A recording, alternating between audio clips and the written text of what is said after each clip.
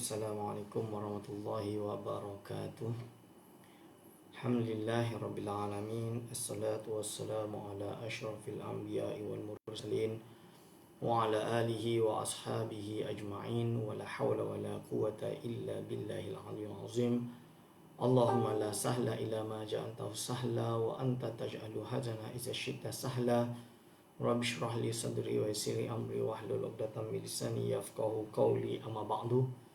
Pada segenap asatizah, para alim ulama, para a'immah di luar sana, wabil khusus kepada tim ARG yang saya hormati. Tanpa buang waktu, kita meneruskan pengajian kitab Al-Anwar Al-Bahiyah, insya-Allah. Harap tuan-tuan dan puan-puan yang pada semalam tak sempat buka kitab, hanya dengarkan saja, hari ini boleh mengaji, buka kitab. Harap-harap kitab dah sampai.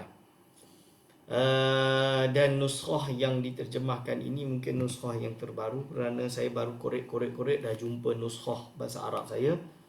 Tapi sayang dia, nuskhah bahasa Arab saya ini berbeza dengan terjemahan.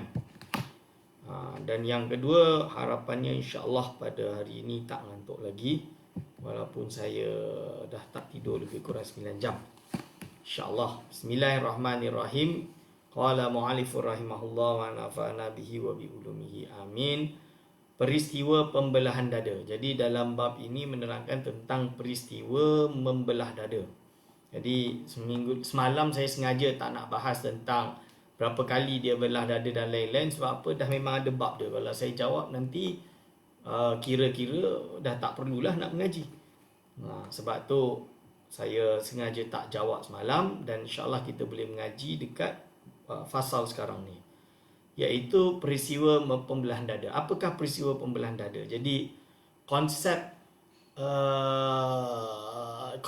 membelah dada ini ada, iaitu di kalangan hamba-hamba Allah Subhanahu wa taala yang dipilih oleh Allah Subhanahu wa taala, termasuk di kalangan para aulianya, para solihinnya, iaitu syarat rata-rata, iaitu untuk mendapat makanah, mendapat suatu derajat yang tinggi, hati dia mesti bersih daripada segala penyakit hati. Contoh dia macam itulah. Maka mereka dibelah dada oleh malaikat Jibril misalnya, bagi para anbiya dan lain-lain, yang mana contoh dia adalah kisah Rasulullah SAW dibelah dada, di mana dengan membelah dada ini akan dibersihkan hatinya dan nanti akan menjadi diisi dengan tajalli. Maka ada yang kata tak masuk akal. Mana ada operation room zaman tu, mana ada Ibn Sina yang boleh operate, waktu tu belum ada lagi. Macam mana ni, tak masuk akal. Akhirnya mereka takwil. Maksud belah dada tu adalah macam mana? Maknawi sahaja. So ini Abu Yasir Muhammad Ali Al-Maliki sebut, sebelum Rasulullah SAW melakukan perjalanan Isra' dan Mi'raj yang diberkati ini, Jibril membelah dada Rasulullah yang mulia dan mencucinya dengan air zam-zam sebanyak 3 kali dan dibantu oleh Mikail. Ada yang kata 3 kali. Jadi total 4 kali lah. 3 kali itu sebelum Isra' Mi'raj. Kejadian pembelahan dada Rasulullah SAW di dalam hidupnya terjadi sebanyak 4 kali lah secara total. Pertama adalah ketika waktu kecil di Bani Sa'ad. Jadi waktu dia dijaga oleh Bani Sa'ad, itu adalah pembelahan dada yang pertama. Lalu kedua ketika berumur 10 tahun. Ini jadi jelas dari dua peristiwa ini, yang pertama dan kedua ini, menjadi bukti kepada kita bahawa Nabi Muhammad SAW sudah memiliki tanda-tanda kenabian sebelum dia menjadi Nabi. Dia ni bukan hanya dari kisah pembelahan dada ni, jarhon ini, pembelahan dada ini, tapi memiliki banyak lagi kisah-kisah yang disebut oleh Imam Al-Baihaqi kalau tak salah dalam kitabnya Dalailun Nubuwah. Jadi Imam Baihaqi dia ada karang kitab Dalailun Nubuwah. Dalam tu dia menceritakan kisah beberapa hadis sama ada sahih maupun yang dhaif maupun yang hasan dan lain-lain tentang keistimewaan Nabi Muhammad sallallahu alaihi wasallam, khasaisun nubuwah atau dalailun nubuwah. Yang mana beberapa kisah tersebut berlaku ketika Nabi Muhammad sallallahu alaihi wasallam masih kecil atau sebelum kelahirannya dan lain-lain. Ini sebelum kelahirannya dan lain-lain. Jadi Allahumma salli ala sayyidina Muhammad. Kalau ada orang yang berkata bahawa Nabi Muhammad tu tak pernah dipilih menjadi seorang nabi, hanya setelah 40 tahun, iaitu ketika Rasulullah SAW umur 40 tahun, Allah melihat-lihat dari seluruh hambanya, maka dipilihlah satu hamba yang paling layak pada waktu itu. Kata-kata macam tu tak betul lah. Kerana seolah-olah Nabi Muhammad SAW hanya dipilih menjadi Nabi setelah umur 40 tahun. Dalam erti Allah sebelum ketika Muhammad sebelum umur 40, Allah tak tahu yang Muhammad ni akan jadi Nabi. Itu tak betul. Kerana ilmu Allah SWT qadim. Dia dah dipilih menjadi Nabi sejak azali. Dalam ilmu Allah yang qadim dan iradah Allah SWT yang qadim. Ini dipanggil ta'alluq tanjizi qadim bagi sifat ilmu dan sifat iradah Allah Subhanahu Wa Taala. Sifat iradah Allah SWT ada dua ta'aluk. Ada ta'aluk tanjizi qadim, iaitu iradah di mana suatu sifat yang dengan sifat ini Allah menentukan, yukhassis, menentukan apapun sahaja yang mungkinat di alam ini sesuai dengan ilmu Allah SWT yang qadim. Dan nanti dia akan terjadi. Ini dipanggil ta'aluk tanjizi qadim. Dan mungkin juga Allah memiliki iradah di mana iradah itu ternyata tidak terjadi. Contoh dia apa? Allah boleh layak untuk layak untuk tidak menciptakan Muhammad. Jadi kalau kita kata layak ke Allah SWT untuk tidak mencipta Muhammad, secara ta'aluk soluhi qadim layak. Soluhi yasluhu layak. Tapi ternyata Muhammad memang wujud dan wujud di dunia ini dan dia sebaik-baik nabi. Oh, berarti Allah SWT ta'aluk tanjizi qadim dia memilih untuk mencipta Muhammad SAW dan mengutusnya sebagai afdalu khalqillah. Nampak perbezaan dua ta'aluk bagi sifat iradah ini.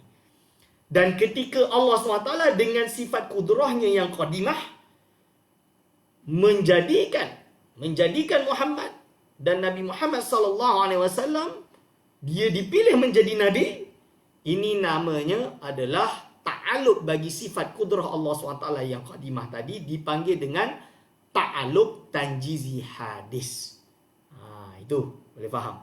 Ketika ta'aluk tanjizi qadim tersebut, ta'aluk bukan kita panggil dalam erti zaman ni, bukan. Maksud dia Allah SWT dalam iradahnya tadi memilih, contoh dia Aiman ini akan panjang atau pendek. Dia pilih panjang. Berarti ini yang dipanggil mutaqabilat as-sit, 6 mutaqabilat, yang mana Allah SWT kalau dia panjang berarti dia bukan pendek. Kalau dia ada dekat Malaysia berarti dia bukan ada tempat lain. Kalau dia putih berarti dia bukan hitam. Mutaqabilat as-sit, 6 perkara yang ada berlawanan. Ini adalah termasuk ciri-ciri takhsis di sisi sifat iradah Allah SWT.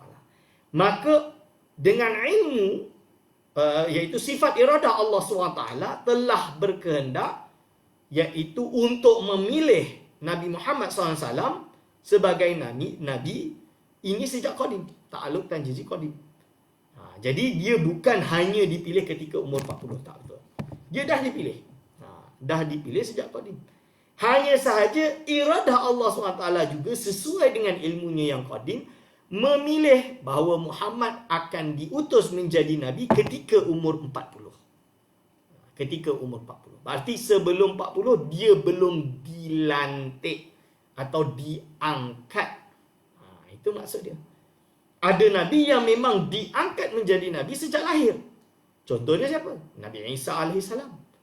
Bila dia lahir, salah satu iaitu mukjizat dia dah cakap dah bahawa dia itu adalah seorang nabi. Nampak tu perbezaan dia. Okay.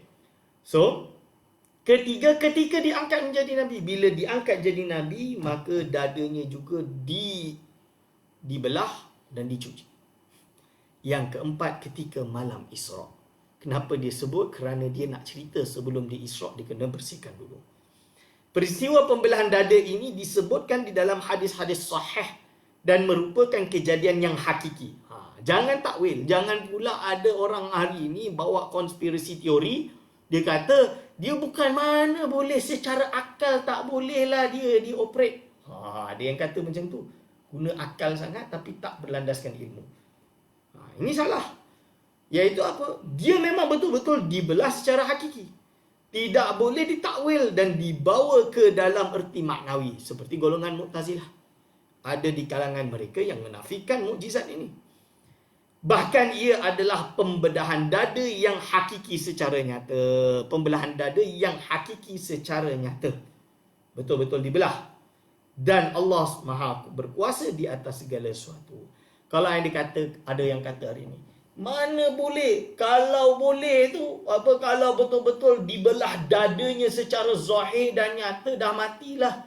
Tak cukup IV lah, tak cukup darah, tak ada operate, tak ada sanitizer, tak ada kebersihan dan lain-lain perkara itu mustahil terjadi. Secara akal, logiknya tak mungkin. Dia tak boleh bezakan antara hukum adat dengan hukum akli dalam Islam. Ingat, hukum akli ada 3. Wajib, mustahil, harus. Dalam hal hukum adat adalah seperti api membakar. Yang bakar ni api atau Allah. Memanglah Allah SWT hakikinya yang membakar. Hanya sahaja api itu membakar secara adat kerana Allah yang membakar hakikatnya, tapi bukan api yang membakar. Bila kita nampak api itu hanya menyentuh, dia tidak membakar. Dan dia dianggap membakar hanya secara adat. Yang boleh tak dia tidak membakar? Boleh. Kenapa tak boleh? Harus. Iaitu dia boleh. Buktinya Nabi Ibrahim AS kena api tak terbakar pun. Contoh dia. Begitu jugalah ubat. Begitu jugalah COVID-19. Tak semestinya bila orang tu sentuh mesti akan sakit. Tak. Cuma adatnya dia akan sakit. Biasanya lazimnya akan sakit. Dan boleh tak sakit? Boleh. Boleh tak terjangkit? Boleh. Tapi kenapa kita kena jaga-jaga hati-hati duduk dalam rumah? Kerana zahirnya secara adatnya dapat menyakiti kita. Dan Allah SWT mengajar kita, memerintahkan kita, wala tulqu bi aidikum ila tahlukah. So buat apa kita nak sengaja pegang api? Buat apa kita nak sengaja minum racun? Buat apa kita sengaja ambil pistol tembak diri kita? Begitu juga buat apa kita sengaja nak menantang yang lain untuk kena COVID. Misalnya dia kononnya tak takut, itu tak betul lah. Ini tak betul. Okey. Lalu diteruskan, bahkan ia adalah pembelahan dada yang secara hakiki, secara nyata. Okay. Allah SWT maha berkuasa di atas segala sesuatu. Tapi jangan pula kita tiba-tiba belah dada hari ini. Ini sama lah macam tadi. Wala tulqu bi aidikum ila tahlukah.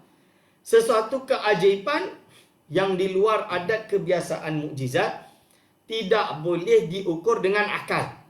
Satu keajaiban yang di luar adat kebiasaan mukjizat tidak boleh diukur dengan akal. Kita tak boleh nak ukur dengan akal. Begitu juga Isra dan Mi'raj. Para ulama menyebutkan sesungguhnya Jibril mengeluarkan hati Muhammad sallallahu alaihi wasallam dan membersihkannya dengan air Zam-Zam dan membuang kotoran-kotorannya. Di dalam satu riwayat disebutkan sesungguhnya Jibril mengeluarkan darah hitam daripada hati Nabi Muhammad sallallahu alaihi wasallam dan Jibril berkata, ini adalah bahagian syaitan dari tubuhmu. Itu membuang segala perkara-perkara yang keji yang ada di dalam hati tersebut. Okey. Lalu disebut apa lagi? Itu jika ada jalan bagi syaitan. Tujuan pembelahan dada adalah untuk menunjukkan sempurnanya batin Nabi Muhammad SAW seperti kesempurnaan yang nampak pada zahir. Jadi biar segala penyakit hati itu pun dihilangkan daripada Nabi Muhammad SAW. Segala sesuatu yang ada dalam hati itu. Ini perlu belah dada. Al-Imam Al-Arif Billah Said Ali Al-Habsyi di dalam masalah pembelahan dada dan mengeluarkan bahagia syaitan berkata, sesuai dengan hadis-hadis dan athar Nabi, wa ma akhrajal amla min qalbihi adha. Lalu tidaklah malaikat mengeluarkan iaitu mengeluarkan kotoran daripada hati Rasulullah SAW. Walakinnahum, akan tapi mereka zaduhu, telah menambahkan iaitu tuhran, iaitu kesucian, ala tuhrin, di atas kesucian. Ada menurut sebagian ulama, dia bukan malah memilih untuk Allahumma salli ala sayyidina Muhammad dari adanya kotor. Jadi kerana hati Nabi Muhammad SAW dah suci, tapi hanya biar mensucikan, biar tambah suci. Nurun ala nur, lebih kurang macam itulah. Berarti tuhrun ala tuhrin, suci biar tambah suci lagi. Terlintas di hatiku makna lain, iaitu sesungguhnya hati Nabi Muhammad SAW dipenuhi dengan rahmat, bahkan hatinya adalah sumber dan asalnya rahmat, seperti firman Allah Subhanahu wa taala, wa ma arsalnaka illa rahmatan lil alamin. Dan tiadalah kami mengutuskan engkau wahai Muhammad melainkan untuk menjadi rahmat bagi sekalian alam. Ini adalah surat Anbiya ayat 107 atau 107. Rahmat ini bersifat menyeluruh dan sempurna kerana ia adalah rahmat Allah yang meliputi segala sesuatu. Jadi rahmat ini meliputi segala sesuatu. Tetapi Allah mengeluarkan syaitan, kawan-kawan dan saudara-saudaranya serta orang-orang yang ditakdirkan celaka daripada rahmat ini. Tidak ada bahagian di dalam rahmat tersebut untuk mereka. Kesimpulannya, sesungguhnya para malaikat mengeluarkan daripada hati Nabi Muhammad SAW bahagian syaitan daripada rahmatnya. Justru ia tidak mempunyai bahagian daripada rahmat ini. Wallahu a'lam. Maksudnya apa? Nabi Muhammad SAW rahmat, yang dimaksud dengan wa ma arsalnaka ila rahmatan lil alamin, bukan berarti Islam ini rahmat sampai maksiat pun kita bertoleransi. Tak. Itu bukan. Kerana wa ma arsalnaka ila rahmatan lil alamin adalah rahmat bagi sekalian alam. Contoh dia, dulu ajaran para nabi terdahulu adanya hukum salib, termasuk darinya hukuman-hukuman had atau hudud, termasuk darinya adalah salib. Maka salib ini dipaku dan disalib sampai dia mati. Itu zalim tak? Zalim. Maka hukum itu dinasakh. Itu rahmat lil alamin, contoh dia. Atau contoh lain, ada hukum di mana matanya kena dicongkel. Kalau dia buat sesuatu, na'udzubillah, saya tak ingat apa contoh dia, tapi dalam kitab fiqh kalau tak salah, atau kitab tafsir memberi contoh di mana dalam tradisi Bani Israel yang diajarkan dalam Bani Israel adalah ada kejahatan yang dicongkel matanya. Perkara tersebut adalah hudud yang tidak ada rahmat, maka dihilangkan. Ini misalnya dia. So, ini yang dimaksud dengan rahmatan lil alamin. Selain dari itu, rahmatan lil alamin iaitu syariat Islam diberikan kepada semua, sama ada manusia, sama ada jin. Kedua-duanya mendapatkan syariat Islam ini. Okey, selanjutnya tentang pembahasan khatamun nubuwah. Khatamun nubuwah. Jadi ada di kalangan umat Islam yang menafikan khatam nubuwah. Menafikan khatam nubuwah. Setelah Jibril membelah dada dan membersihkan hati Nabi Muhammad SAW dan memenuhinya dengan akhlak yang mulialah, ilmu, keyakinan dan Islam, Jibril meletakkan tanda di antara dua belikat Nabi SAW dengan khatam nubuwah. Jadi diletakkan tandanya dengan khatam nubuwah. Tanda kenabian. Jadi khatam nubuwah ni khatam. Khatam tu bahasa Arab ni macam cop lah. Kalau kita kata sekarang ni macam tanda lah. Tanda kenabian Nabi Muhammad SAW. Ada yang menafikan. Ulama khilaf ini. Pembahasan khatam nubuwah ni ulama berbeza pendapat. So kalau tak percaya dengan khatam nubuwah, maka tak perlu terima. Tapi tak perlulah sampai mencaci maki ulama yang mempercayai atau menerima konsep khatam nubuwah. Hadis dia, dalil dia banyak. Jadi ada yang sampai ini khurafat lah dan lain-lain. Kenapa khurafat? Kalau bagi yang menerima, contohnya Kiai Syekh Kiai Syekh Nawawi Al-Jawi. Syekh Nawawi Al-Jawi menetapkan ada konsep khatam nubuah. Begitu juga kalau tak salah saya, iaitu Al-Hakim At-Tirmizi. Dan banyak ulama lain pembahasan tentang khatam nubuah. Ada kitab, banyak kitab tersebut boleh rujuk. Jadi jangan hanya at least menilai. Kalau benda tu khilaf, kita anggap khilaf, selesai. Fala tabdi'a fi masail khilaf. Tidak ada pembidahan dalam masalah khilaf. Tapi kalau benda tu khilaf, cuma dia baca ibarat Arab tu tersalah, lalu dia bagi hukum, bukan hukum pertama, hukum kedua, lalu dia bagi hukum yang ketiga, pendapat yang ketiga berangkat dari pendapat yang kedua yang dia tersalah baca. Ini nama dia jahlun wa dhalalun, iaitu kebodohan dan kesesatan. Orang macam ni memang tak boleh lah, memang kena ketuk lah. Sebab dia dah salah memahami ibarat lalu membawa pemahaman yang salah. Itu sesat lagi menyesatkan. Okey. Lalu apa? Yang mana tanda kenabian yang berupa potongan daging kecil yang timbul dan ditumbuhi bulu di atas belikat sebelah kiri Rasulullah sallallahu alaihi wasallam. Belikat belah kiri Rasulullah sallallahu alaihi wasallam. Hikmah daripada meletakkan khatam nubuah dari sudut iktibar ialah ketika hati Nabi Muhammad SAW dipenuhi dengan iman, hikmah dan keyakinan, kemudian diberi tanda cop seperti bekas yang dicop setelah dipenuhi dengan misik, iaitu minyak kasturi dan mutiara. Allah mengumpulkan semua unsur-unsur kenabian pada Nabi Muhammad SAW dan memberinya tanda dengan tandanya. Maka musuh Nabi Muhammad SAW tidak lagi menemukan jalan setelah diletakkannya khatam nubuah tersebut. Kerana suatu yang diberi tanda cop itu terjaga. Begitu juga aturan Allah bagi kita di dunia ini, ketika salah satu di antara kita menemukan suatu yang bertanda cop miliknya, maka hilanglah keraguan dan tidak ada lagi perdebatan sama kita. Kisah khatam nubuah ni dah banyak saya meriwayatkan, menceritakan tentang kisah seorang iaitu Yahudi, rahib Yahudi daripada Zion, daripada inilah Israel, di mana dia tahu dan setelah dia membaca, dia kata tahun tersebut akan lahir seorang nabi dan nabi ini adalah nabi terakhir, penutup. Waktu itu dia dah tahu. Jadi apa dia buat? Dia akhirnya berusaha untuk mencari di manakah Nabi ini akan lahir. Lalu kalau tak salah kisah tersebut kejadian fil kalau tak salah dan lain-lain.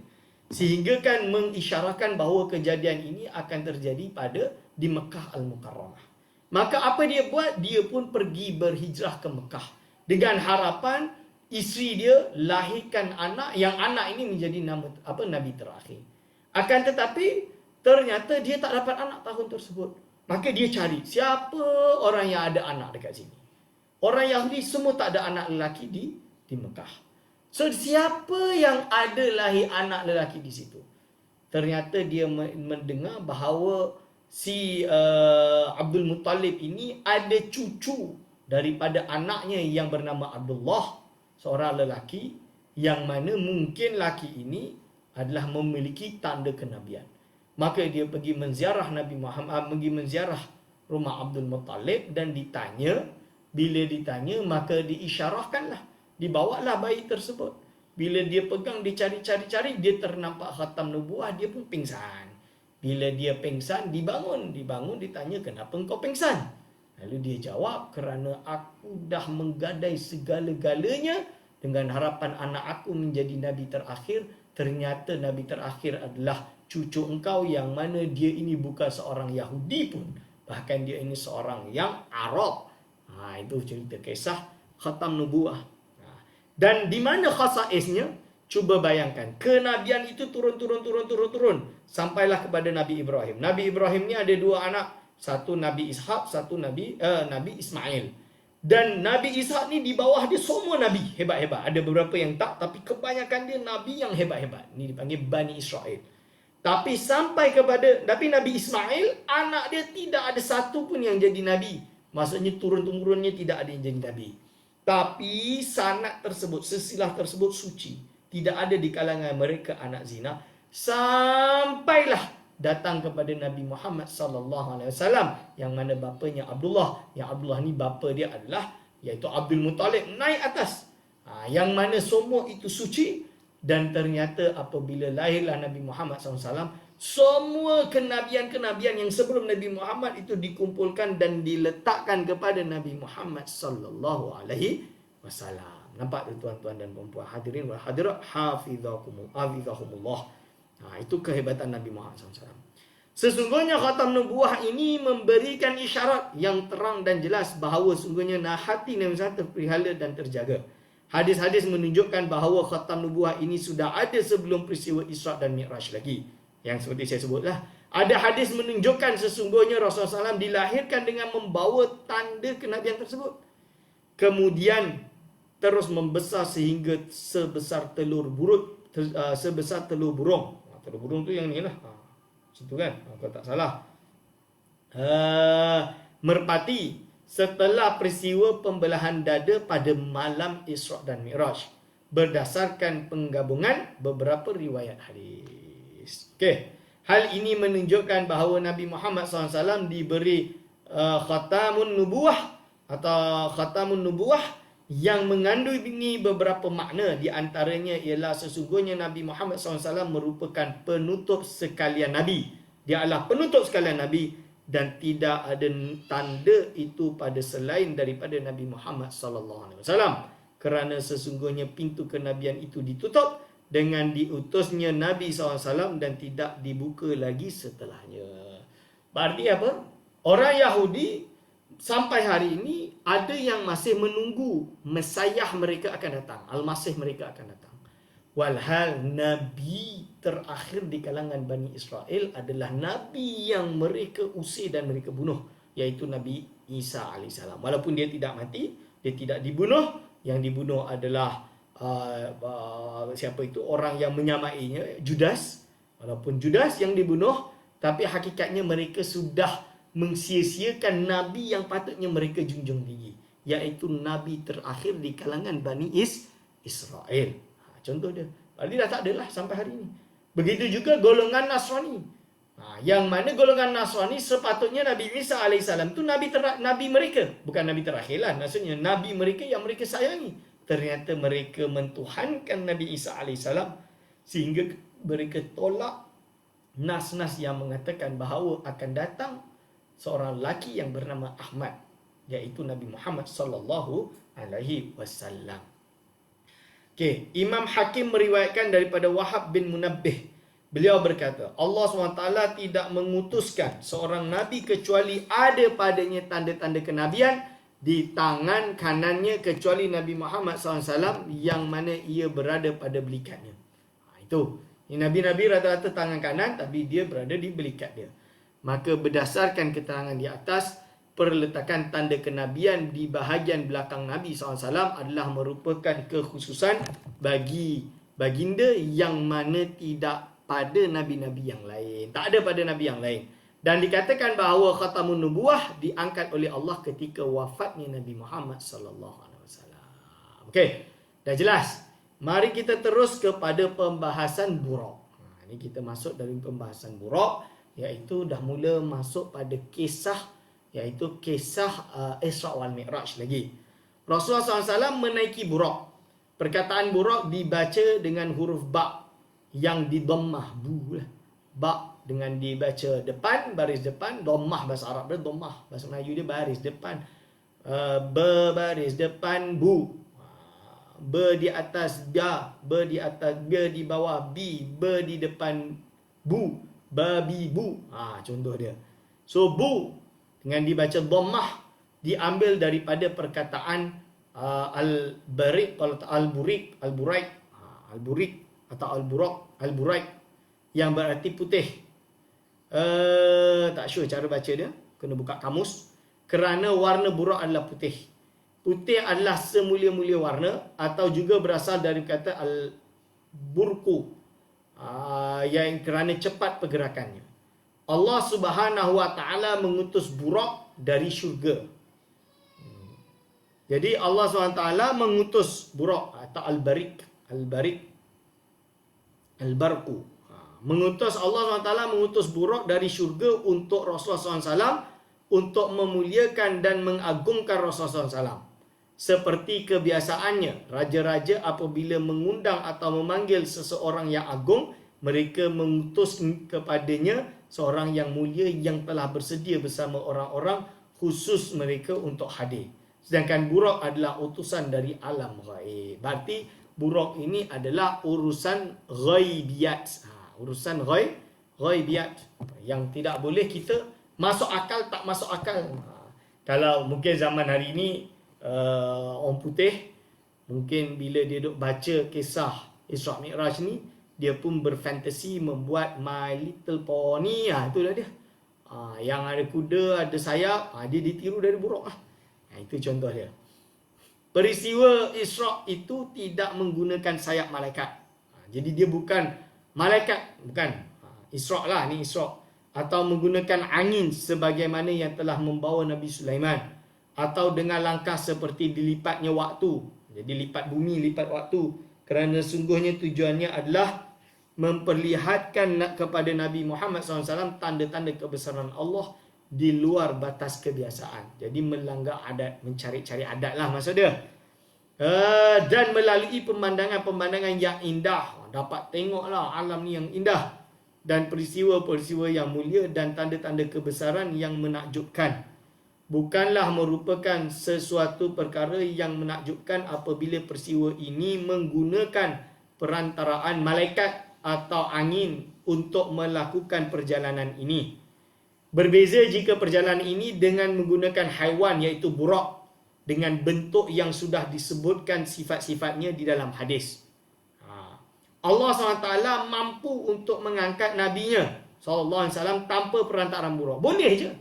Allah ada yang kata, kalau hebat sangat, kenapa Allah hantar Buraq? Kenapa tak angkat je Nabi Muhammad SAW? Kalau macam tu, kan Allah memang boleh jadikan seluruh dunia ini ummatan wahidah. Dalam satu umat. Tapi kenapa Allah pilih syu'uban wa qabail? Kerana itu iradah Allah SWT. Siapa kita nak mempersoal? Ini pertanyaan dia. Ada orang hari ini dia kata, kalau betul Allah itu wujud, kenapa dia menciptakan COVID? Kenapa dia ciptakan COVID? Membunuh iaitu makhluk yang dia ciptakan sendiri. Lah, itu memang iradah Allah SWT. Nak buat macam mana? Dia pilih adanya COVID.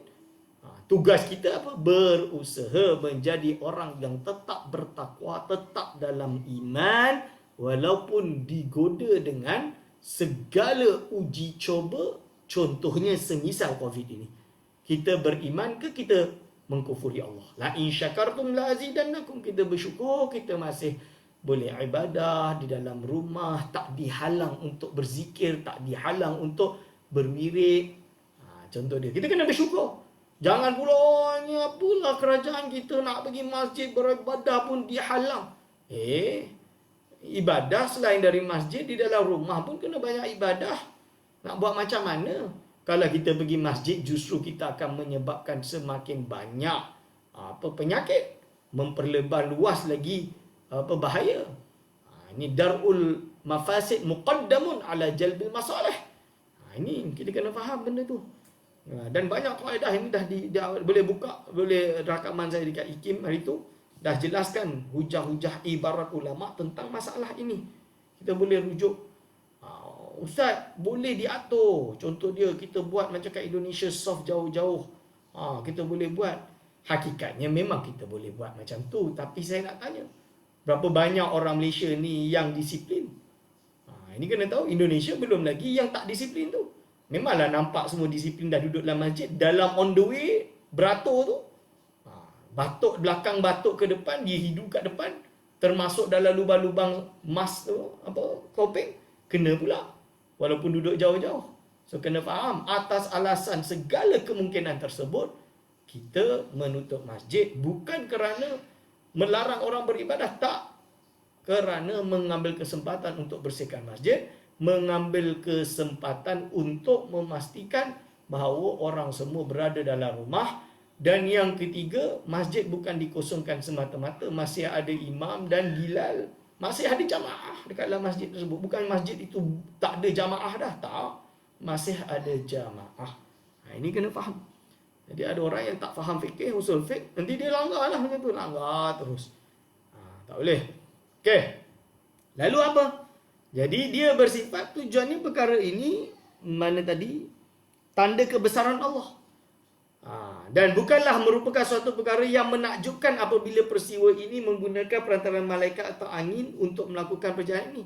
Berbeza dengan perjalanan ini dengan menggunakan haiwan burak.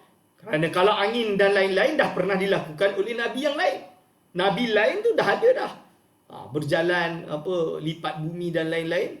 Dah banyak dah Nabi lain. Contohnya Nabi Sulaiman. Dia boleh terbang dengan angin bawa dia. Contoh dia.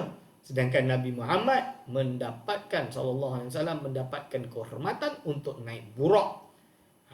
Berbeza jika perjalanan ini dengan menggunakan haiwan burak dengan bentuk yang sudah disebutkan sifat-sifatnya dalam hadis. Allah SWT mampu untuk mengangkat nabinya tanpa perantaraan burak. Akan tapi dengan menaiki burak dan sifatnya adalah untuk menghibur Nabi Muhammad SAW di dalam maqam yang mulia ini daripada sisi adat kebiasaan manusia. Berkemungkinan Isra' dengan menggunakan burak itu untuk menampakkan kemuliaan secara adat. Sesungguhnya, seorang raja yang agung apabila memanggil kekasihnya, orang yang khusus dan orang yang dipanggil menghadapnya, raja tersebut akan menghantar kenderaan khas yang bagus untuk bawanya menghadap raja sebagai tamu undangan. Okey. Burak dah selesai. Peristiwa-peristiwa yang diberkati. Perjalanan Rasulullah SAW yang indah ini diteruskan lagi sehingga bertemu dengan peristiwa-peristiwa yang berkat dan mulia. Di antaranya, yang pertama melihat sebuah kebun kurma. Maka berkata Nabi Muhammad SAW, turunlah dan solatlah. Berkata pada Nabi Muhammad SAW, iaitu diriwayatkan oleh Nabi Muhammad SAW, turunlah dan solatlah di sini. Rasulullah SAW turun dan melakukan solat, kemudian naik kembali. Dan Jibril bertanya kepada Rasulullah SAW, adakah engkau tahu di mana engkau solat? Tidak, jawab Nabi Muhammad SAW. Ketahuilah bahawa engkau telah solat di Tayyibah. Di sinilah nanti tempat hijrah. Tayyibah. Kemudian burak berangkat dengan membawa Rasulullah SAW, Sayyidul Qaunain, pemimpin dua alam, sehingga sampai di negeri Madian. Di sebelah pohon Nabi Musa AS. Tempat Nabi Musa AS berteduh ketika keluar dari Mesir. Maka berkata Jibril kepada Nabi SAW, turunlah dan solatlah di sini. Rasulullah SAW turun dan melakukan solat. Iaitu apa? Kemudian mereka pergi ke Gunung Tur Sina, tempat di mana Allah SWT berbicara dengan Nabi Musa AS. Maka berkata Jibril kepada Nabi Muhammad SAW, turunlah dan solatlah di sini. Rasulullah SAW turun dan melakukan solat. Ini kisah-kisah dia. Kemudian naik kembali sehingga mereka tiba di suatu tempat yang terlihat istana Syam. Maka berkata Jibril kepada Nabi Muhammad SAW, turunlah dan solatlah di sini. Maka Rasulullah SAW turun dan melakukan solat. Kemudian naik kembali dan burak meneruskan perjalanan ke tempat seterusnya. Jibril bertanya, adakah engkau tahu di mana telah solat tadi? Tidak, jawab Rasulullah SAW. Jibril menjawab, engkau telah solat di Baitul Lahm, tempat iaitu Bethlehem lah. Bahasa orang Nasrani sebut Bethlehem. Tempat lahirnya Nabi Isa ibni Maryam alaihissalam. Turunnya Rasulullah SAW dan solatnya menunjukkan bukti yang kuat adanya hubungan di antara tempat-tempat tersebut dengan Islam dan nabinya, dan termasuk di bawah panji-panji dan syariat Islam. Sebab itu dalam Islam, dalam Al-Quran menceritakan kisah-kisah tersebut. Kejadian-kejadian tersebut disebutkan dalam Al-Quran. Dan ini menjadi tempat bukti kebesaran Allah Subhanahu Wa Taala kepada Nabi Muhammad sallallahu alaihi wasallam. Sesungguhnya Islam ialah penutup semua risalah-risalah yang terdahulu. Berarti ini adalah nasikh. Agama ini akan merombak, akan menasakh. Menasakh itu akan menasakh, menghapus semua risalah-risalah yang masuk. Menghapus ni berarti membatalkan hukum hakam yang ada risalah yang lama, yang terdahulu di dalam kejadian ini, dan membuka pintu untuk mengambil berat asar-asar syariat, iaitu kesan-kesan syariat yang berhubungan dengan peristiwa-peristiwa yang agung dan kejadian-kejadian yang mulia dan kenangan-kenangan yang penting yang telah lalu. Okey. Sesungguhnya menghidupkan kembali kenangan-kenangan tersebut merupakan bentuk kesyukuran kepada Allah Ta'ala di atas nikmat kurnianya dengan beribadah, berdoa, berzikir dan bertafakur tentang perkara-perkara yang baik dan bermanfaat bagi manusia. Sebab itu dalam Islam juga iaitu diharuskan, kita sebut. Pertama, hukum dia diharuskan kerana dia adat. Iaitu melawat selain daripada 3 masjid, iaitu Masjidil Haram, Masjid Nabawi dan Masjidil Aqsa. Lebih-lebih lagi tempat yang dimuliakan seperti Tur Sinah. Jadi orang-orang yang belajar di Mesir, terutama yang dululah, sekarang dah tak boleh sayang. Isteri saya sempat naik atas Tur Sinah tu. Saya teringin nak naik, cuma saya ni tak kuat nak naik. Tapi waktu saya pergi sana, waktu tu tak ada rombongan naik Tur Sinah. Kalau ada rombongan tu memang nak pergi sangat. Tempat di mana Nabi Musa AS, iaitu kalamullahu taklima tu, di Tur Sinah. Maka dalam hal ini kita dianjurkan untuk menziarah tempat-tempat tersebut supaya kita boleh tafakkur dan zikra, mengingat kembali kisah dan kebesaran Allah SWT dan nyata kebenaran risalah Islam. Terakhir, kerana Islam mengakui Nabi Musa AS adalah seorang Nabi yang dipilih, Nabi yang agung, termasuk Nabi yang hebat. Dan dia berada di sana. Itu yang kita dianjurkan. Jadi jangan melarang orang-orang yang melakukan agensi-agensi untuk melawat tempat tersebut. Oh, tak guna. Kita hanya 3 masjid saja, umrah dan haji sahaja. Tak boleh. Kita dianjurkan juga melawat. Bolehlah bagi, galakkan.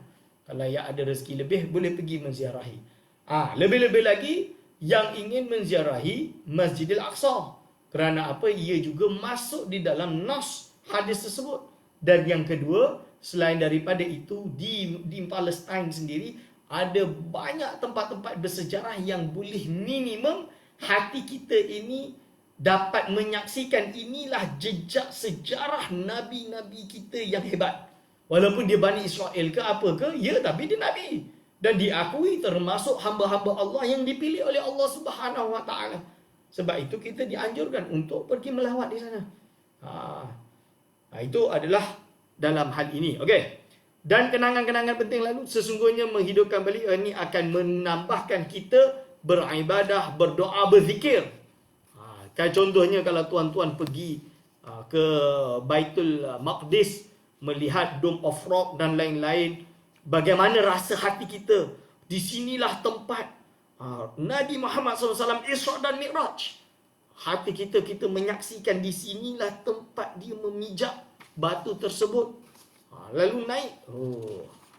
Ini adalah perkara yang penting, menyebabkan kita sentiasa bertafakur. Kalau lupa je kita pergi umrah, ketika pergi menziarah makam Rasulullah SAW, Masjid Nabawi, kita menyaksikan di sinilah tempat Nabi Muhammad SAW menyampaikan banyak, iaitu wahyu menyampaikan kepada para umat, kepada umat Quran tersebut dibacakan di situ. Dan juga makam Nabi Muhammad SAW. Di sini Nabi kita, dia ditanam di sini. Di sinilah dipanggil dengan Raudatun min Riyadil Jannah. Okey. Peristiwa-peristiwa awal perjalanan Nabi Muhammad SAW yang indah, melewati pemandangan-pemandangan peristiwa yang bermacam-macam. Ketika beliau di atas buraq, tiba-tiba beliau melihat jin ifrit mengejarnya dengan membawa obor api. Banyak orang salah faham. Ada yang ingat bahawa yang mengangkat apa? Mengangkat istana Bilqis adalah jin ifrit. Bukan. Yang mengangkat istana Bilqis adalah orang lelaki yang mengetahui kitab-kitab samawi. Itu maksud dia. Itu yang betul tu dalam Quran tu. Dalam Quran jelas. So ini jin ifrit mengejarnya dengan membawa obor api. Setiap kali Nabi SAW menoleh, jin ifrit melihatnya. Jibril berkata kepada Nabi Muhammad SAW, maukah aku ajarkan kepadamu kalimat-kalimat untuk kamu baca? Apabila kamu membacanya, maka obor jin ifrit itu, kamu obor apa? Dah lambat lah, banyak lagi ni. Kita laju sikit. maka obor je ifrit itu akan mati dan dia akan tersungkur. Rasulullah SAW menjawab, ya. Jibril berkata lagi, bacalah a'udzu biwajhillahil karim wa bi kalimatillahi tamati ila akhirih. Ini adalah bacaan dia, boleh baca sendiri dengan makna-makna dia. Maka tersungkurlah ifrit tersebut dan padamlah obornya. Kalau bahasa Arab, kalau ada orang yang licik, yang loya buruk, loya buruk ni orang Arab panggil wahwa ifrit hada, ifrit. Sebab itulah macam tu. Okey. Lalu apa? Kemudian mereka melanjutkan perjalanan sampai bertemu suatu kaum yang menanam tanaman pada suatu hari, kemudian hari berikutnya mereka menuainya. Dan setiap kali mereka menuai, dan setiap kali mereka menuai, tanaman tersebut tumbuh kembali seperti sedia kala. Rasulullah SAW bertanya, wahai Jibril, apakah ini? Jibril menjawab, mereka adalah orang-orang yang berjihad pada jalan Allah, yang digandakan pahalanya 700 kali lipat. Segala yang diinfakkan diganti kembali oleh Allah Subhanahu wa taala. Pentingnya iaitu orang yang berjihad pada jalan Allah, sama ada jihad dengan darah, juga jihad dengan harta. Segala yang diinfakkan diganti kembali oleh Allah Subhanahu wa taala. Kemudian Rasulullah SAW mencium bau wangi dan bertanya, wahai Jibril, bau apakah ini? Jibril menjawab, ini adalah bau wanita tukang sikat rambut anak perempuan Fir'aun dan anak-anaknya. Ketika dia menyikat rambut anak perempuan Fir'aun, tiba-tiba sikatnya jatuh dan dia berkata, Bismillah, rugilah Fir'aun. Maka anak perempuan Fir'aun berkata, apakah engkau punya Tuhan selain Fir'aun? Selain ayahku? Dia menjawab, ya. Anak perempuan Fir'aun berkata, apakah aku memberitahu itu kepada ayahku? Apakah aku bagi tahu itu kepada ayahku? Dia menjawab, ya. Maka anak perempuan Fir'aun memberitahu kepada ayahnya. Kemudian Fir'aun memanggilnya dan berkata, apakah engkau punya Tuhan selain aku? Dia menjawab, ya, Tuhanku dan Tuhanmu adalah Allah. Maksud dia menetapkan ada Tuhan yang lebih agung dan lebih besar daripada Fir'aun ini. Kerana Fir'aun ni bukannya Tuhan, tapi berlagak macam Tuhan. Lalu kerana ditanya dan dia berani menjawab, wanita tersebut mempunyai 2 orang anak dan seorang suami. Maka Fir'aun memberi utusan kepada mereka dan menyuruh wanita tersebut dan suaminya kembali kepada agama mereka. Maka mereka enggan tetap beribadah kepada Allah. Maka Fir'aun berkata, sesungguhnya aku akan membunuh kalian berdua. Wanita tersebut menjawab, jika engkau membunuhku, itu adalah kebaikanmu kepada kami. Jika engkau membunuh kami, maka jadikanlah kami dalam satu kubur dan kuburkanlah kami bersama-sama. Akhirnya Fir'aun jawab, ya, baiklah Fir'aun ni. Akhirnya dia jawab, ya, aku akan tunaikan disebabkan kebenaran yang ada padamu. Maksud dia kejujuran yang ada padamu. Dia jujur, dia kata je yang dia tak nak sembah Fir'aun. Dia sembah Allah SWT. Maka Fir'aun menyuruh mengambil sebuah patung lembu yang diperbuat daripada tembaga, kemudian dilebur. Kemudian menyuruh agar memasukkan wanita tersebut dan anak-anaknya. Maka dimasukkan satu persatu sampai giliran anaknya yang paling kecil yang sedang menyusu. Kemudian bayi tersebut berkata, masuklah ibu, janganlah engkau mundur. Sesungguhnya engkau berada di dalam kebenaran. Masih bayi boleh cakap macam tu. Ini dalam ilmu akidah. Kita kena tahu, dia ada yang dipanggil dengan ma'unah. Bagi yang bukan Nabi, dipanggil dengan ma'unah. Ma'unah ini adalah suatu pertolongan Allah Subhanahu wa taala kepada orang yang soleh tapi mungkin belum sampai kepada derajat Nabi atau bukan pada derajat wali. Kerana wali dipanggil dengan karamah dan lain-lain. Kau berada dalam kebenaran, maka dimasukkan dia dan anaknya ke dalam. Okey. Kemudian Nabi SAW bertemu dengan satu kaum yang dipecahkan kepalanya. Dijumpa pula kepada satu kaum yang dipecahkan kepalanya. Setiap kali dipecah, kembali seperti asal semula dan tidak berhenti sama sekali. Jadi dipecah lagi, dipecah, lepas kembali semula dan dipecahkan lagi. Rasulullah SAW bertanya, wahai Jibril, siapakah mereka? Jawab Jibril AS, mereka adalah orang yang kepalanya berat melakukan solat fardu. Pemalas lah. Pemalas nak solat, na'udzubillah min zalik. Ini maksud dia. Berat melakukan solat fardu. Kemudian Rasulullah SAW bertemu satu kaum yang kubul dan dubur mereka ditutupi dengan cebisan kain. Mereka dilepaskan seperti dilepaskan unta dan kambing. Mereka memakan pohon-pohon Dhari' ni adalah berduri. Pohon yang sangat pahit, bara neraka jahanam dan batu-batu jahanam. Nabi bertanya, siapakah mereka wahai Jibril? Jibril menjawab, mereka adalah orang-orang yang tidak membayar zakat. Kedekut, Allah tidak menzalimi mereka sedikit pun. Kemudian Rasulullah SAW bertemu satu kaum, di tangan mereka memegang daging baik yang dimasak di periuk, sedangkan yang lain daging mentah yang busuk dan meninggalkan daging yang baik. Rasulullah SAW bertanya, siapakah mereka ini wahai Jibril?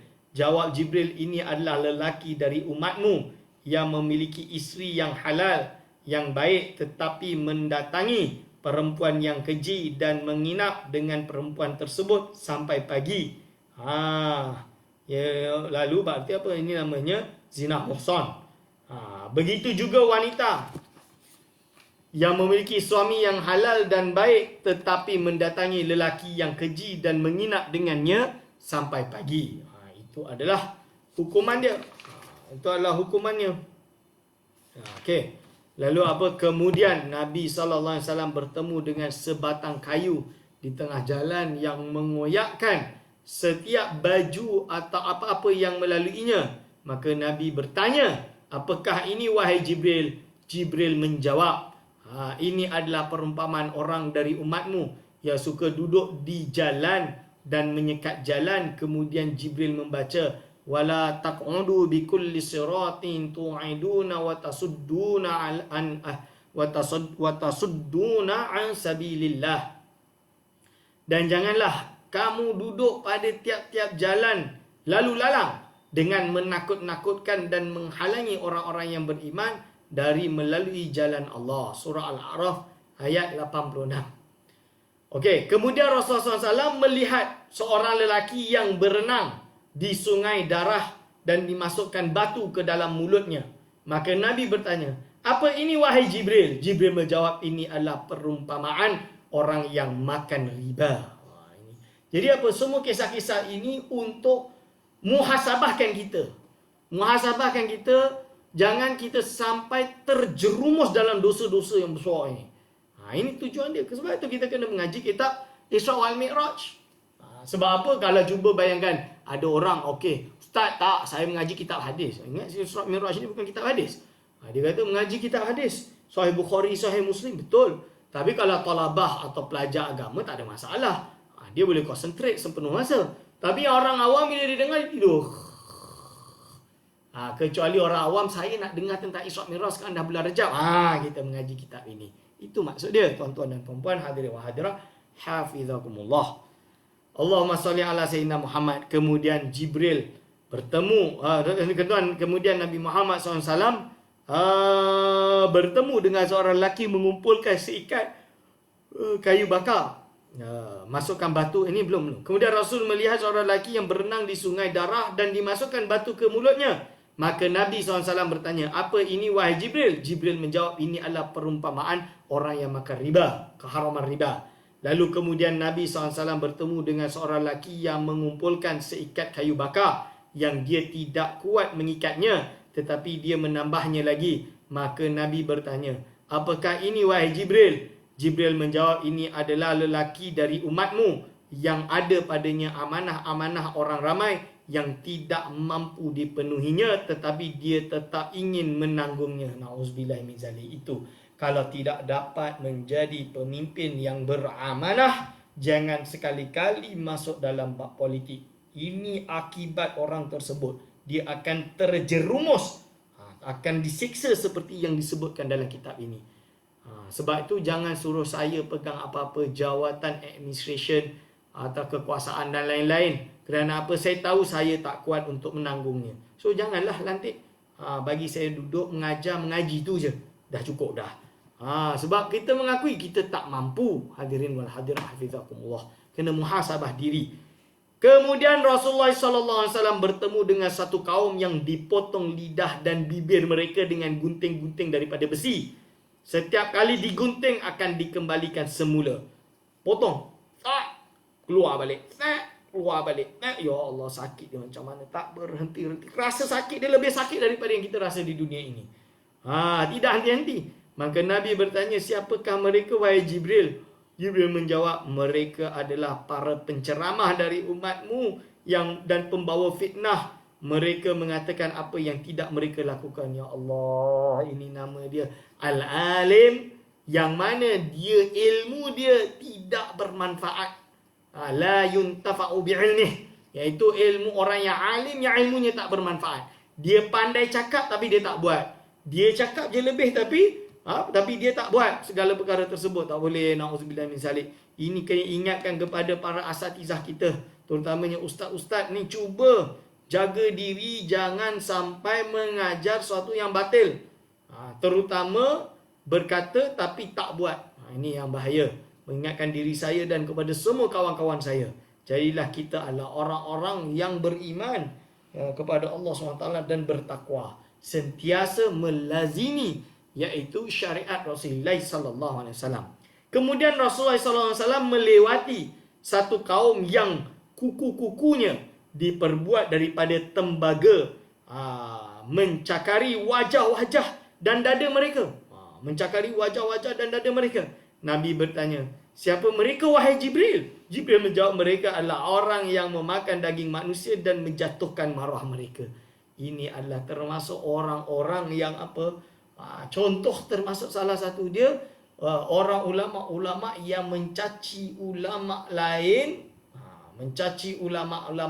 dan mengkafirkan ulama lain walhal mereka tidak kafir. Hati-hati, jangan sampai memakan daging ulama. Kerana apa? Daging ulama itu masmum, beracun. Jangan sampai makan. Jangan sampai kita kata, ulama ni adalah kafir, ulama ni adalah kafir, yang betul saya sendiri. Hati-hati. Tak. Kalau kita tak setuju, bagi saya pendapat ini mungkin kurang sesuai. Contohilah akhlak. Ada seorang ulama namanya Imam Ibnu Tilimsani. Dia mengarang kitab namanya syarah kepada Ma'alim fi Usuluddin. Ma'alim fi Usuluddin ni dikarang oleh Imam Fakhruddin Ar-Razi. Hebat tak dia? Hebat, Masya Allah. Tapi Imam Ibnu Tilimsani ini tak sependapat dengan Fakhruddin Ar-Razi. Jadi dalam kitab tu dari awal sampai akhir banyak dikritik Imam Fakhruddin Ar-Razi.